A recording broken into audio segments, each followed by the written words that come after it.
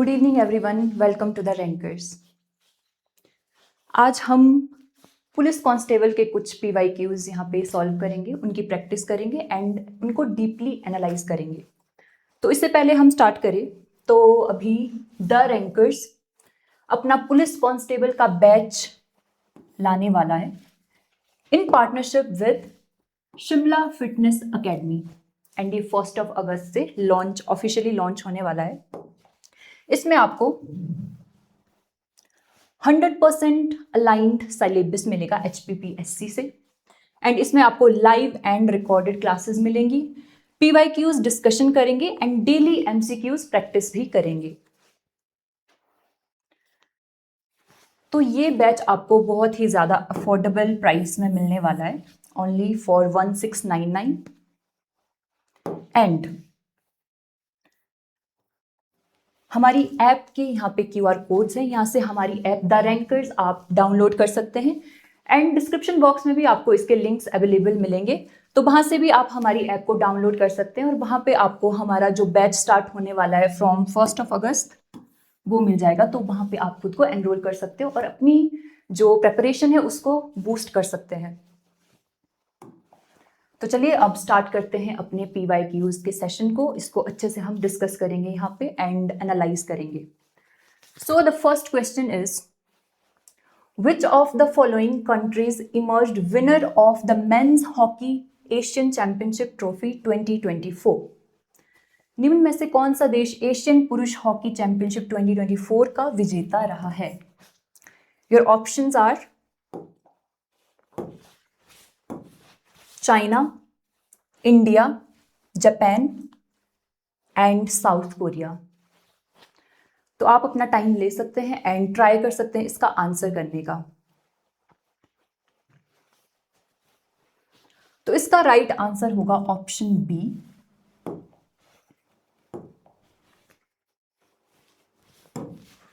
That is India. तो 2024 में जो मेंस हॉकी एशियन चैंपियनशिप रही उसमें इंडिया जीता था। यहाँ पे आप आंसर देख सकते हैं एंड इंडिया ने डिफीट किया था चाइना को। तो चाइना को हरा के इंडिया यहाँ पे विजेता बना था।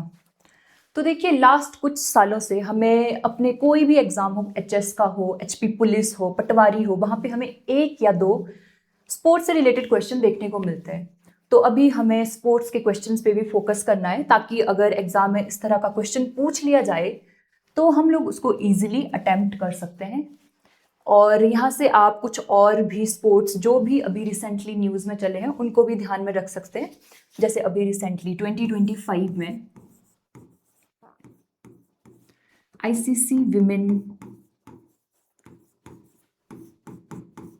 वर्ल्ड कप खेला गया एंड उसमें जो विनिंग टीम थी दैट वाज इंडिया। इंडिया यहाँ पे फर्स्ट पोजीशन पे था एंड इसमें इंडिया ने किसको हराया था? इंडिया ने ये पोजीशन हासिल की थी बाय डिफीटिंग साउथ अफ्रीका। तो यहाँ पे आपने सिर्फ और सिर्फ विनिंग टीम ही याद नहीं रखनी है, किस टीम को हरा के इन्होंने ये फर्स्ट पोजीशन हासिल की है वो चीज़ें भी आपने ध्यान में रखनी है। तो स्पोर्ट्स से रिलेटेड क्वेश्चन हमारे लिए एग्जाम के लिए बहुत इंपॉर्टेंट बन जाते हैं। तो आपने जो भी स्पोर्ट्स अभी न्यूज़ में चले हैं उनका ध्यान रखना है, उनको अच्छे से प्रैक्टिस करना है। Now the second question is, which of the following is the largest river of Himachal Pradesh in terms of water volume? Himachal Pradesh में निम्नलिखित में से कौन सी नदी जल की मात्रा के संदर्भ में सबसे बड़ी नदी है? Options are option A Beas, Chenab, Sutlej या फिर रावी। तो आपने क्वेश्चन को सबसे पहले बहुत अच्छे तरीके से पढ़ना है, देन आप वीडियो को पॉज करके ट्राई कर सकते हो इसका आंसर करने का। तो क्या लगता है आपको इसका राइट आंसर क्या होगा? So the right answer is option B, Chenab. तो यहाँ पे बहुत सारे स्टूडेंट्स को कंफ्यूजन हो सकता है आपका रिवर सतलुज में या फिर चिनाब में। तो इसीलिए मैंने स्टार्टिंग में कहा था आपने क्वेश्चन एक बार अच्छे से पढ़ना है। यहाँ पे पूछा जा रहा है largest river in terms of water volume. तो हम लोग हमेशा लॉन्गेस्ट रिवर पढ़ते हैं हिमाचल की, that is Sutlej river. But यहाँ पे क्वेश्चन क्या पूछा जा रहा है, लार्जेस्ट रिवर पूछा जा रहा है in terms of water volume.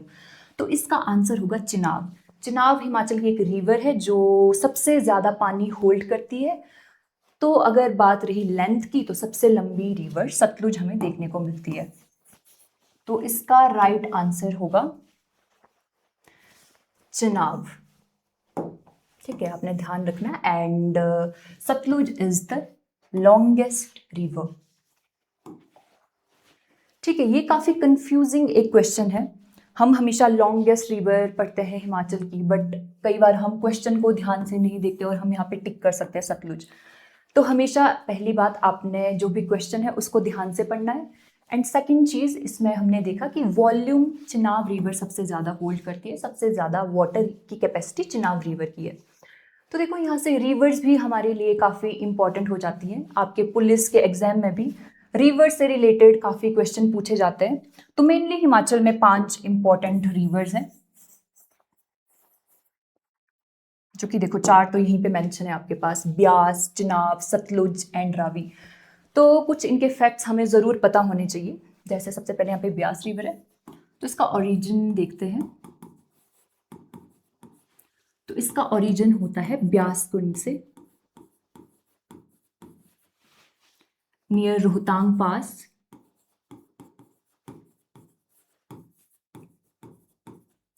Kullu district, ये इसका ओरिजिन पॉइंट है। एंड इसकी total length in Himachal Pradesh आपको देखने को मिलती है 258 किलोमीटर्स। ये इसकी लेंथ है। देन सेकेंड यहाँ पे बताई है चिनाब रिवर, तो इसका ओरिजिन होता है लाहौल एंड स्पीति में। वहाँ पे तांदी नाम की एक जगह है जहाँ पे Chandra and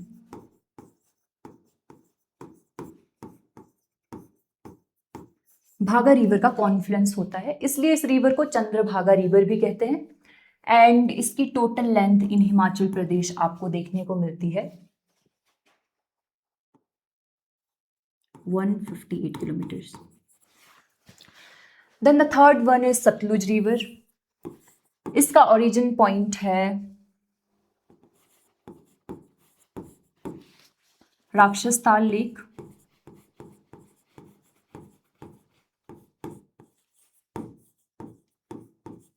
in Tibet. And इसकी total length in Himachal Pradesh is 320 kilometre. ठीक है, ये इसकी टोटल लेंथ है। देन यहाँ पे रावी रिवर के बारे में लिखा गया है। रावी रिवर ओरिजिनेट होती है बड़ा भंगाल कांगड़ा से।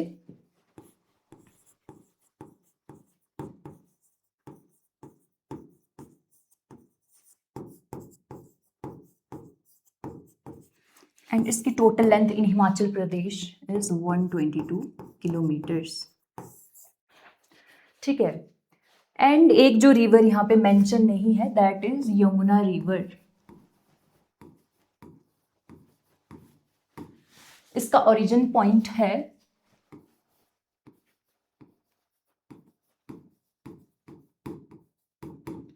Yamunotri glacier in Uttarakhand. And इसकी total length in Himachal Pradesh is 22 kilometres.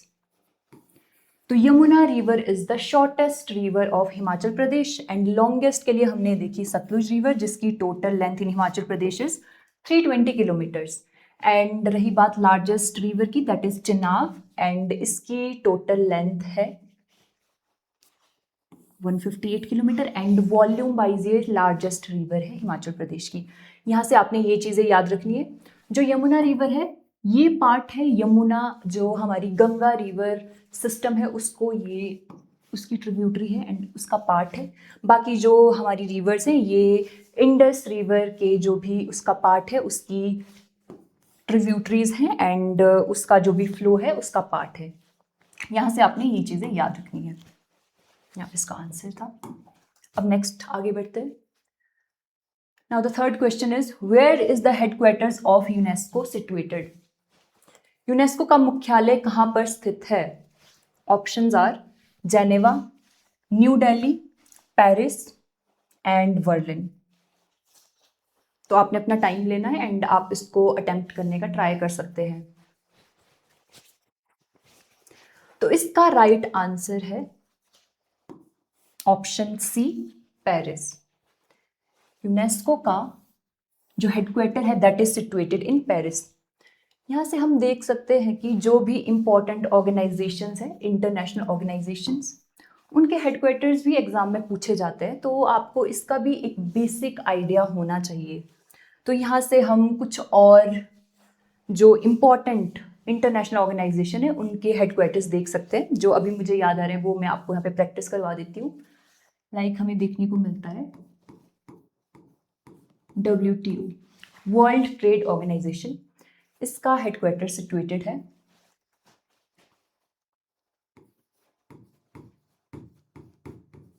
Geneva, Switzerland में। देन यूनाइटेड नेशंस, इसमें आपने कंफ्यूज नहीं करना है, United Nations is the different body, इसकी एक एजेंसी है यूनेस्को, तो ये डिफरेंट चीजें हैं। यूएन का हेडक्वार्टर सिचुएटेड है इन न्यूयॉर्क।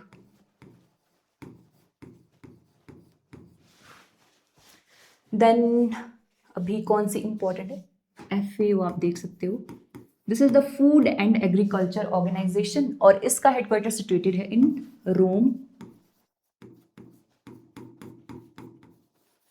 इटली। देन हमें देखने को मिलता है WHO, that is world health organization, इसका हेडक्वार्टर सिचुएटेड है in Geneva, Switzerland. And international court of justice, ये भी एक इंपॉर्टेंट बॉडी है, तो इसका हेडक्वार्टर लोकेटेड है इन हेग, नीदरलैंड्स। ठीक है, ये कुछ अदर हमारी इंपॉर्टेंट इंटरनेशनल ऑर्गेनाइजेशन थी जिनके आपको हेडक्वार्टर्स पता होने चाहिए विद यूनेस्को। अभी हमने देखा यूनेस्को का स्टेटेड है in Paris, then WTO in Geneva, Switzerland, United Nations New York, Food and Agriculture Organization Rome, Italy, World health Organization Geneva, Switzerland, International court of Justice in Hague, Netherlands. इनको भी आप याद रख सकते हैं। तो देखो यहाँ से क्वेश्चन पूछे जाते हैं और हमें काफ़ी, कोई भी एग्ज़ाम हो, हमारे HP के एग्ज़ाम हो, उनमें इस तरह के क्वेश्चन देखने को मिलते हैं। तो आप इसकी एक लिस्ट बना सकते हैं, जो भी आपको लगता है कि इम्पॉर्टेंट ऑर्गेनाइजेशंस है उनकी एक लिस्ट बना लें और उनको आप 2-3 बार अच्छे से रिवाइज कर सकते हैं, इससे आपको वो याद हो जाएंगे। और फिर ऐसा नहीं है कि आपने हर दिन उनको रिवाइज करना है, आप वीकेंड पे एक बार उन पे नज़र मार सकते हैं और इस तरह क्या होगा कि जब आपका एग्जाम नज़दीक आएगा तो आपको ये सारे जो भी इनके हेडक्वार्टर्स है वो अच्छी तरह याद हो जाएंगे। तो इस तरह आप इनको प्रैक्टिस कर सकते हैं। और देखो जो यूनेस्को है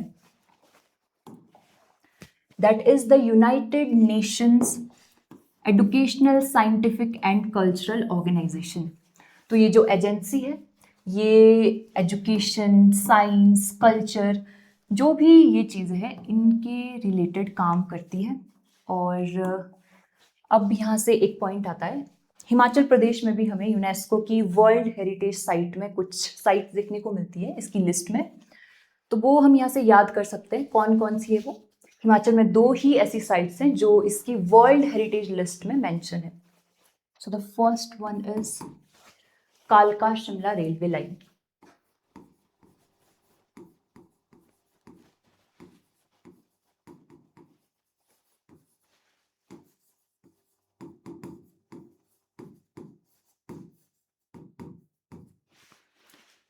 कब ये ऐड की गई थी? इन 2008। एंड जो second site world heritage list में मेंशन है that is great Himalayan national park. इसको कब ऐड किया गया था? इन 2014। तो यहाँ से आप इन 2 चीज़ों को भी याद कर सकते हो, इस तरह से आपने कनेक्ट करके चीज़ें पढ़नी है। अगर कोई क्वेश्चन है तो ये नहीं है कि हमने जस्ट उसी के बारे में पढ़ना है कि हमने हाँ क्वेश्चन देख लिया एंड उसके ऑप्शंस देख लिए, अपना जो भी राइट आंसर था वो टिक कर दिया और आगे चल पड़े। ऐसा नहीं करना है, हमने जो भी लिंक बना रही है चीज़ें, जैसे यूनेस्को के बारे में पूछा है तो हमारे दिमाग में हिट होना चाहिए कि यूनेस्को की लिस्ट में, वर्ल्ड हेरिटेज लिस्ट में हमारे हिमाचल से भी कुछ साइट्स हैं, तो वो हमने याद करनी है। यहाँ पे इसका हेडक्वार्टर पूछा गया, तो हम ये भी जो भी अदर इम्पॉर्टेंट इंटरनेशनल ऑर्गेनाइजेशन है उनके हेडक्वार्टर भी यहाँ पे देख सकते हैं, उनको प्रैक्टिस कर सकते हैं। तो इस तरह से कनेक्ट करके आपने सारी चीज़ें पढ़नी है। Now the next question is, Vande Mataram is part of which of the following books? Vande Mataram निम्न में से किस पुस्तक का हिस्सा है? Your options are Gitanjali, Anandmath, Bhagavad Gita and Bharat Bharati. तो अब आपने बताना है कि वंदे मातरम इनमें से किस बुक का पार्ट है। आप अपना टाइम ले सकते हैं एंड ट्राई कर सकते हैं इसका आंसर करने का। तो इसका राइट आंसर होगा ऑप्शन नंबर वी, आनंदमठ। तो Anandmath book, it was written by your Bankim Chandra Chatterjee.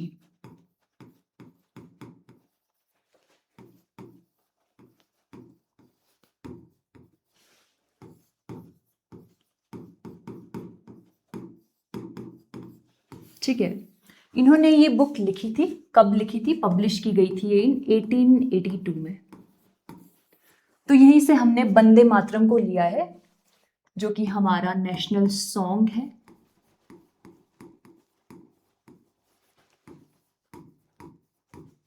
यहाँ पे भी काफ़ी स्टूडेंट्स कंफ्यूज होते हैं कि हमारा नेशनल सॉन्ग कौन सा है, नेशनल एंथम कौन सा है।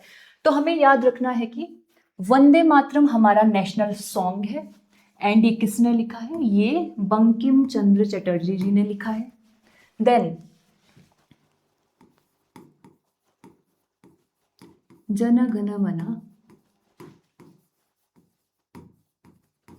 It is our national anthem.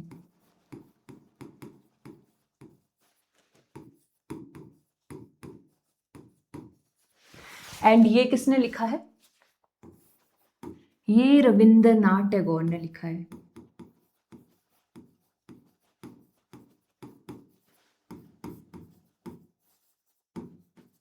ठीक है, यहां से हमने कंफ्यूज नहीं होना है, हमें पता होना चाहिए हमारा national song is Vande Mataram and ये लिखा गया है बाय बंकिम चंद्र चटर्जी ने इसको लिखा है। एंड नेशनल एंथम है हमारा जन गण मन एंड इसको लिखा है रविंद्रनाथ टैगोर ने। और यहाँ पे कुछ और बुक यहाँ पे मेंशन की है, जैसे गीतांजलि है, ये बुक लिखी गई है बाय रविंद्रनाथ टैगोर।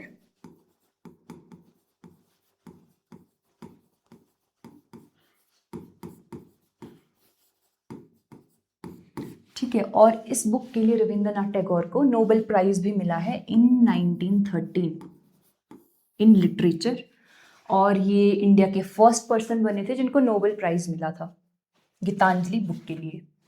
देन भगवत गीता हमें पता है महाभारत से लिया गया है। एंड भारत भारती ये भी एक बुक है जो कि मैथिली गुप्ता ने लिखी है।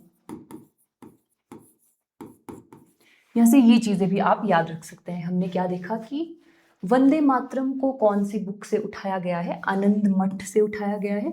और ये बुक लिखी है बंकिम चंद्र चटर्जी ने इन 1882, यहीं से इसको उठाया गया है। यहाँ पे भी आप देख सकते हैं, यहाँ पे आंसर दिया गया है।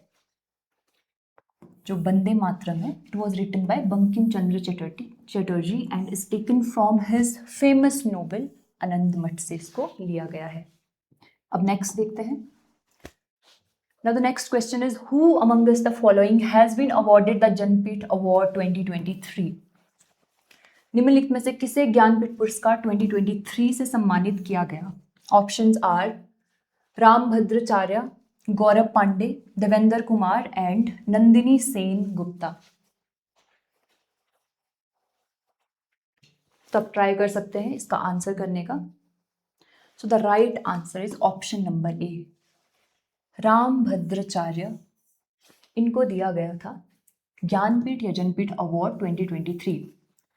बट ये इनको अकेले नहीं दिया गया था, इनके साथ इस टाइम 2023 में ये दो लोगों को अवार्ड दिया गया था, रामभद्राचार्य जी को एंड गुलजार, उनको भी ये अवार्ड दिया गया था। तो रामभद्राचार्य एक हिंदी लिटरेचर स्कॉलर हैं एंड ये एक राइटर भी हैं। और गुलजार ये एक पोएट है एंड ये एक राइटर भी है। तो इन दोनों को 2023 में ये जनपीठ अवार्ड दिया गया था। तो यहाँ से हमें पता चलता है कि जो भी कोई फेमस अवार्ड्स हैं उनसे भी क्वेश्चन देखने को मिलते हैं हमें एग्जाम में।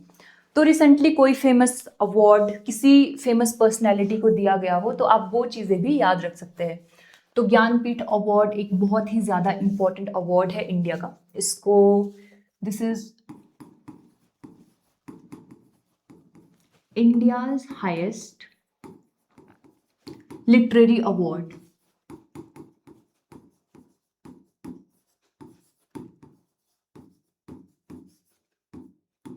ठीक है, इंडिया का हाईएस्ट लिटरेरी अवार्ड है ये ज्ञानपीठ अवार्ड।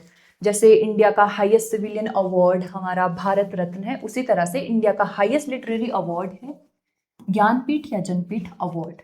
तो इन दो पर्सनालिटीज को ये 2023 में दिया गया था। इससे आप ये भी याद रख सकते हैं कि 2024 और 2025 में ये किसको दिया गया है, क्योंकि ये लास्ट ईयर का PYQ है एंड हो सकता है कि अभी इस साल के जो भी पर्सनालिटीज हैं उनका नाम पूछ लिया जाए, सेम क्वेश्चन हो, बट आपको पता है डे 24 या 25 में से कोई भी पूछ सकता है। तो 2024 में ये मिला है विनोद कुमार शुक्ला। इनको दिया गया है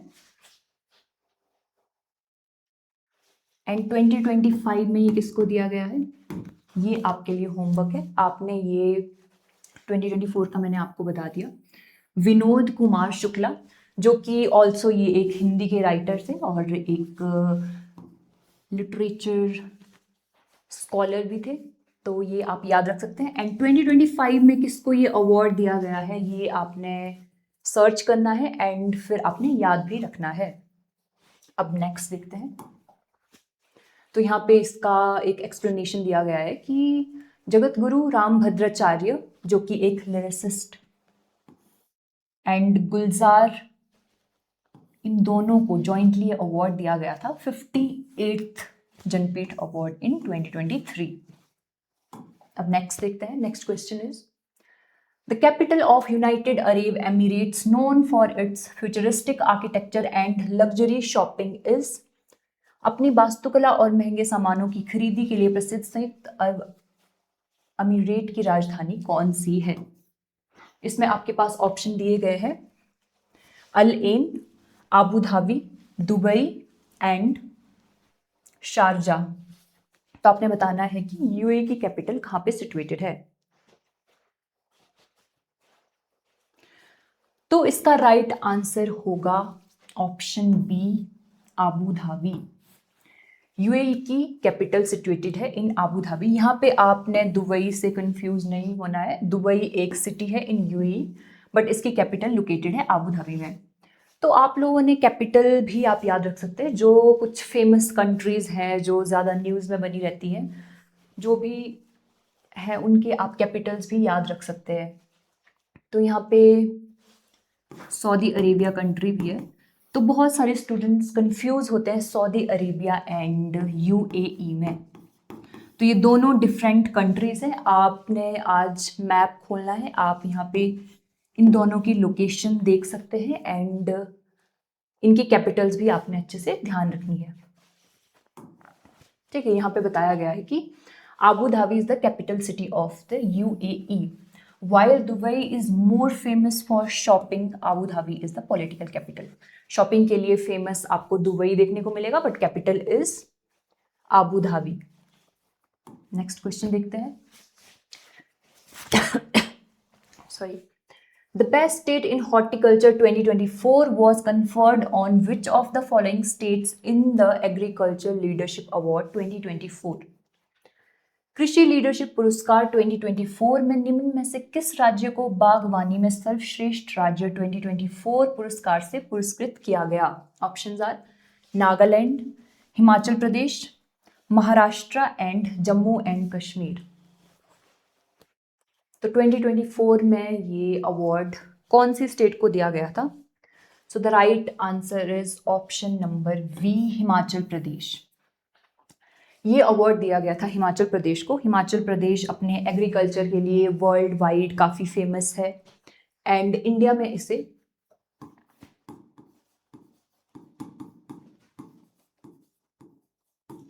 फ्रूट वॉल ऑफ इंडिया कहा जाता है, क्योंकि यहाँ पे आपको पता है apple is the most famous fruit from Himachal Pradesh. Himachal में एप्पल का बहुत ज़्यादा प्रोडक्शन होता है एंड वर्ल्ड वाइड यहाँ का सेब बहुत ज़्यादा फेमस है। तो ये अवार्ड हिमाचल प्रदेश को दिया गया था और अपने हॉर्टिकल्चर हमारे हिमाचल प्रदेश की इकोनॉमी में एक बहुत बड़ा हिस्सा कंट्रीब्यूट करता है, इसीलिए हमारे लिए काफ़ी इंपॉर्टेंट हो जाता है। तो फ्रूट वॉल ऑफ इंडिया भी कहा जाता है हिमाचल प्रदेश को and fruit wall of Himachal कहा जाता है शिमला को, क्योंकि शिमला में सबसे ज़्यादा एप्पल प्रोड्यूस किए जाते हैं। देन इसके बाद आप देख सकते हैं किन्नौर एंड देन चंबा। इस तरह से इसको कंट्रीब्यूट करते हैं। और यहाँ पे एक और फैक्ट है कि father of apple cultivation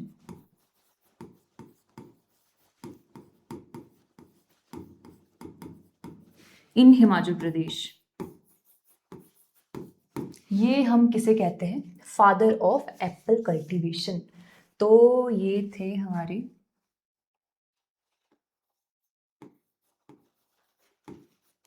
Samuel Ivan Stokes.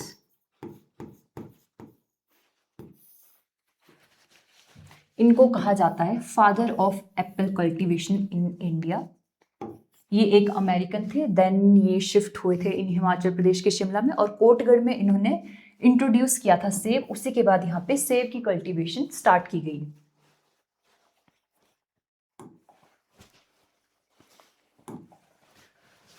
Now the next question is, which of the following is the largest monastery in Spiti? Tabo, लहाकुन, गेमूर एंड की। तो बताइए कौन सी है the largest monastery in Spiti. तो यहाँ पे आप कंफ्यूज हो सकते हैं between the option A and D, Key या फिर ताबो मोनेस्ट्री में हो सकता है आपको कंफ्यूजन हो, but the right answer is option number D. Key monastery is the largest monastery in Spiti. And रही बात ताबो मोनेस्ट्री की, तो Tabo is the oldest monastery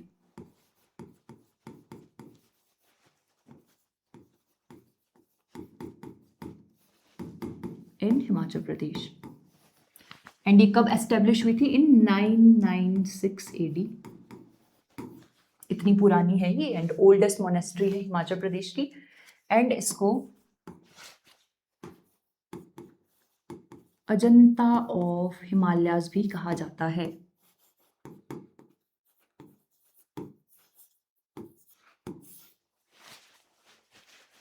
ठीक है, ये चीजें आपने याद रखनी है। तो largest monastery in Spiti is की मोनेस्ट्री।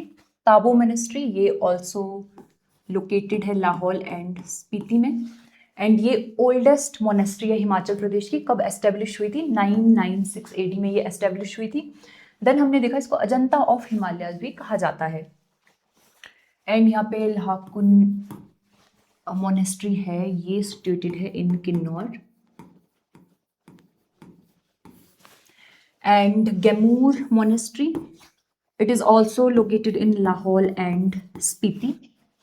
ठीक है, बट आप याद रख सकते हैं यहाँ से कि छम फेस्टिवल यहाँ पे सेलिब्रेट किया जाता है एंड इसमें एक डेविल डांस वो भी परफॉर्म किया जाता है, तो उसके लिए ये काफ़ी फेमस है। यहाँ से आप ये याद रख सकते हो। तो हमें देखने को मिल रहा है कि मोनेस्ट्री भी आपके एग्जाम का बहुत इंपॉर्टेंट सेगमेंट है। यहाँ से बहुत ज़्यादा क्वेश्चन पूछे जाते हैं मोनेस्ट्री या फिर टेम्पल्स जो भी है।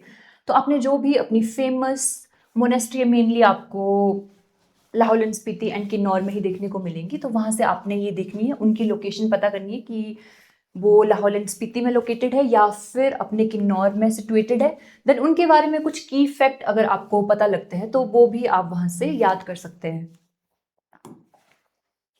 अब नेक्स्ट देखते हैं। Next question is, in which of the following districts of Himachal Pradesh a center of excellence is going to be established under राष्ट्रीय गोकुल मिशन? हिमाचल प्रदेश के निम्न में से किस जिले में राष्ट्रीय गोकुल मिशन के तहत एक उत्कृष्ट केंद्र स्थापित किया जाना है? Your options are Kangra, Sirmaur, Bilaspur and Una. तो कहाँ पे ये एस्टेब्लिश किया जाना था अंडर राष्ट्रीय गोकुल मिशन? तो आप क्वेश्चन अच्छे से देख सकते हैं, देन आप ट्राई कर सकते हैं इसका आंसर करने का। तो इसका राइट आंसर होगा option number C, Bilaspur. Bilaspur में एक सेंटर ऑफ एक्सीलेंस बनाया गया है अंडर राष्ट्रीय गोकुल मिशन। तो राष्ट्रीय गोकुल मिशन ये एस्टेब्लिश किया गया था इन 2014 और इसका मेन मोटिव था हमारी जो भी कैटल्स हैं या फिर डेयरी प्रोडक्ट्स हैं, फिशरीज हैं, उनकी डेवलपमेंट करना। इसलिए इसके रिलेटेड ये फार्म इन बिलासपुर में यहाँ पे एस्टेब्लिश किया गया था।